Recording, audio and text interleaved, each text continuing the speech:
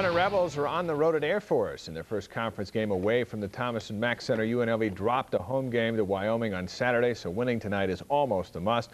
Lifetime against the Falcons, UNLV is 12-1. They are midway through the first half. UNLV has a 2-point lead. Lou Kelly made his first shot in 19 tries. Perhaps that's a good omen. We'll update you later in the have highlights tonight at 11. The Lady Rebels are home from a big win on Sunday at New Mexico, but their 9-point victory and 13-1 record is still not good enough to crack into the top 25. The strength of schedule is holding them back. The new poll has UNLV with 27 votes, which puts them about number 31. Coming up in 20 minutes, we'll have much more on UNLV Super Sunday at the Pit. Steve Spurrier shocked the football world on Friday when he announced his resignation from Florida. Today, the former Gator coach explained his reason why. I'm intrigued to see if our style of offense, my style of coaching, whatever, can be successful at the NFL level. So I need to find that out before I completely hang it up, before I call my last play. So hopefully, I think I'll get that opportunity here real soon. And that's about it. That's about it. Florida's going to be all right. Jeremy Foley will hire a good coach. That new coach will not be former Gator assistant Bob Stoops. Stoops says he's stuck with Florida, but never really considered leaving Oklahoma. He's staying with the Sooners. He also denies a report that Oklahoma gave him a pay raise to stay in Norman. Stoops already makes $2 million a year. The search has now shifted to Denver, where Florida's athletic director is meeting with Broncos coach Mike Shanahan. Shanahan left the Broncos headquarters early this afternoon. He also canceled his weekly television show, which was to be taped tonight. Shanahan makes $4 million annually with the Broncos, but he has expressed interest in the Florida job. And let's finish up with the coaching news. The Carolina Panthers fired George Seifert today after losing 15 straight games to finish the season 1-15. You've got to know you're kind of in some rough water when you've lost 15 straight. It's not a good record to ask for a raise on. No, we've seen a little bit. Thanks, Dave. There is more news straight ahead. The military is now in its 4th month of a bombing campaign in Afghanistan. Now some people are saying the prime suspect in the terrorist attacks is no longer in that country. We'll have the latest. Congress is set to reconvene in the next few weeks. Former Senator Richard Bryan will be here to talk about what Nevada's new congressional seat means to Capitol Hill. And your teenager may not be as safe behind the wheel as you think. See new information on teenage girl drivers and why they're getting into almost as many accidents as teenage boys. Eyewitness News live at 6:30 starts now. You're watching Eyewitness News at 6:30 with Gary Waddell, Paula Francis, Kevin Jennison, and Dave McCann. Good evening. Thanks for staying with us. The Pentagon confirmed the bombing of a military compound and cave complex in eastern Afghanistan. This is the 3rd time American warplanes have attacked the area. The Pentagon released the video of the bombing today. Pentagon spokesperson says the U.S. bombing campaign isn't finished. It's going to continue because al-Qaeda troops are trying to regroup in that area. They are obviously widely dispersed. They are attempting to try to regroup so that they can amass for leadership and mischief purposes. But the numbers that I sense, these are small numbers, and they're just trying to find each other and then, obviously, to continue their war. 1,000 U.S. troops are now being ordered to Cuba to build and guard a prison for nearly 350 captured Taliban and al-Qaeda fighters. The president spoke about the economy after returning to Washington from a holiday break at his Texas ranch. The president met with members of his economic team and Federal Reserve Chairman Alan Greenspan today. The president says Congress needs to pass an effective economic stimulus package. President Bush defended his policy of cutting taxes. He says raising taxes would do more harm than good. This nation. President Bush also praised Greenspan's leadership of the Federal Reserve. Well, the president went back to work today in Washington, but Congress is a few weeks away from returning. Here with more on what's ahead for the Congress this year, up on Capitol Hill, Channel 8 Eyewitness News political analyst, former Senator Richard Bryan. What's going to dominate the early portions of the session? Well, I think we've just heard the economic stimulus package, and the issue is going to be framed as to which package, the president's or the one that Senator Daschle announced last week, is the right way to go. There'll be some recrimination as to who spent the surplus, and the Democrats will frame the issue that the tax cuts the president pushed through earlier this year are responsible. The president will indicate its economic circumstances, the war, the recession, and other factors. This is an election year. How will the issues change in Congress this year? Well, I think that the issues change essentially to the benefit of the president and his party. The public generally perceives Republicans to be stronger on national security issues, where Democrats usually have the upper hand on the domestic agenda. And so the national focus has clearly been on Afghanistan. The president's approval ratings are off the chart. So I think that tends to favor the Republicans at this stage. Very narrow margins for the political parties in both the Senate and the House. Nevada's going to get a new congressional seat. How's that going to shape up? Incredibly narrow. A single seat would change control in the Senate, a change of 6 in the House. Most congressional districts are not really competitive, Gary. They are in districts that are either heavily Democratic, in which case there's not going to be a change, or heavily Republican. The new congressional district in Nevada is a swing district. The registration is evenly balanced. It's a new district. There's no incumbent, so it's a jump ball. So I think you're going to see a lot of national focus, both by Democrats and Republicans, on this new congressional district in Nevada. See a lot of hard-fought political campaigns? Well, we are. We are going to see that, and it's not just a Nevada issue. It becomes an issue of who controls the Congress, and so you're going to see the heavyweights from both parties frequently here in southern Nevada between now and November. All right. Thanks, Senator. Thank you very much. Government intelligence agencies are in Las Vegas to talk about new Homeland Defense strategies. Here's the latest now on tonight's top stories. The agencies are discussing new technologies like facial scanning and ID cards can help protect Americans. However, these new technologies are costly. While federal money has been allocated for Homeland Defense, states will have to bear some of the costs. While investigators try to figure out how a Florida teenager gained unauthorized access to a plane and crashed into a building, local aviation officials say there are safety measures to prevent that from happening here. The First Flight Aviation School at the North Las Vegas Airport locks its planes down. Certified flight instructors also supervise student pilots at all times. One flight instructor says the incident hurt the industry. Nevada's senators are speaking out about Energy Secretary Spencer Abraham's visit to Yucca Mountain today. Senators Reid and Ensign say they didn't join Abraham because they didn't want to give the impression that they support the project at Yucca Mountain. Senators were scheduled to tour the Nevada test site with Homeland Security Director Tom Ridge on Wednesday, but Ridge has now canceled that trip.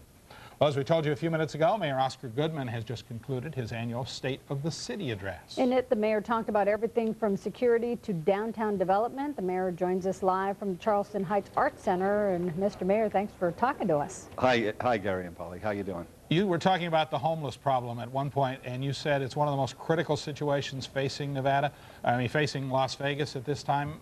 Talk a little more about that. I believe that we have a serious problem as far as the homeless are concerned, in particular those who are mentally ill, who really can't help themselves.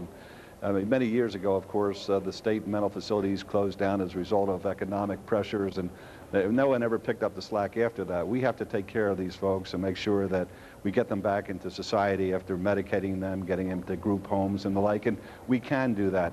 The ones that I'm having a terrible quandary about are those who are able-bodied, who are of sound mind, who really should be part of the workforce and live a conventional life. And they like being homeless. They don't like following the rules. They like their drugs. They like their booze. They won't go into the facilities because they're afraid they have to give that up. And I've got no use for those folks, and they're the ones that I'm trying to get the answer for as to how to get them out of town. Because right now, if you go down to that homeless corridor, it's shameful. They're living in tents, they're defecating, they're urinating, they're living as though they shouldn't be in a city of our magnitude here, and we've got to get an answer for that. Mayor, you were part of the United Front today against Yucca Mountain, and the city's pledged $100,000 to help the state fight Yucca Mountain. Why don't you talk about that a little bit? Okay, the governor was here tonight, and I appreciate his joining me, and I promised that the city would work very closely with him. I'm going to go back to the Conference of Mayors in Washington later on this month and talk to all the mayors along the route where this high-level nuclear waste is proposed to go and get them on our side, because it's so dangerous now after the events of September the 11th to think that there might be some terroristic attack on the transportation of this. So we've got to really get everybody very, very alerted and get some numbers behind us on this. We pledged $100,000 to the governor's legal campaign. The city itself are preparing a lawsuit on behalf of our constituents, but we're going to help the governor out in his quest to make sure that Yucca Mountain never becomes a reality as far as being a repository for this carcinogenic nuclear waste. Mr. Mayor, thank you very much for being with us. We'll have more on your speech tonight at 11 o'clock. Thank you very much. I'll probably be asleep. Okay. Thank you. Thanks. One Las Vegas man is in critical condition and another is in serious condition after a shooting over the weekend. Police say it happened around 11 p.m. last night on Maryland Parkway, just south of Stewart. A suspect shot one man in the chest and the other in the face. Both men were able to walk to a nearby 7-Eleven for help. Police say both men are refusing to identify the shooter. A trial date has been confirmed for the man accused of hitting a Nevada Highway Patrol officer. Cornelius Phillips is accused of running down Trooper Bobby Kinsel last April. Kinsel is still recovering from his injuries. In August, a judge denied Phillips' request to throw out his case. A pretrial date is set for April 24th. Jury selection in the trial will begin April 30th. A 911 call led Metro Police to a gruesome discovery this morning. Police responded to a report of a dead body in an apartment complex in the 1300 block of South Casino Center Boulevard. Police found the body of a Hispanic male, approximately 30 years old. They say the man appears to have been severely beaten. Anyone with information on the victim or who may be responsible for the death are urged to call police or secret witness. A new study shows that teenage girls are nearly as prone to getting into accidents as teenage boys. Data released by the National Transportation Safety Administration shows that the number of crashes for 16-year-old girls increased in the past decade from 160 per 1,000 drivers to 175. The crash rate for 16-year-old boys dropped from 216 per 1,000 drivers to 210. As a result, insurance companies are starting to close the gap on rates charged between teenage girls and teenage boys. The most at-risk group when it comes to traffic fatalities. More teenagers get killed around the United States than any other age group. So that's something for the teens to think about. It can happen to them. The report found that while the rate of 16-year-old girls getting into accidents is increasing, it is not the same for 17, 18, and 19-year-old girls. Teen boys, they say, continue to drive aggressively even after several years of experience. Car sales jumped last year, but profits didn't. Coming up on Channel 8 Eyewitness News, what experts are forecasting for the year ahead. And in tonight's 8 Online, I'll have a first look at the latest Apple computer.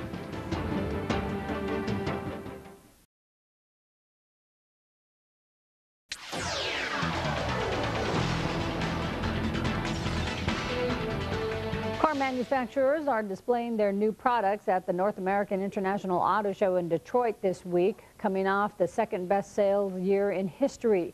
Many auto experts are predicting a drop in sales in 2002, and they also say sales may drop by more than 2 million. Ford is expected to announce major cutbacks this week. Automakers say they hope to buck the predictions and keep Americans buying.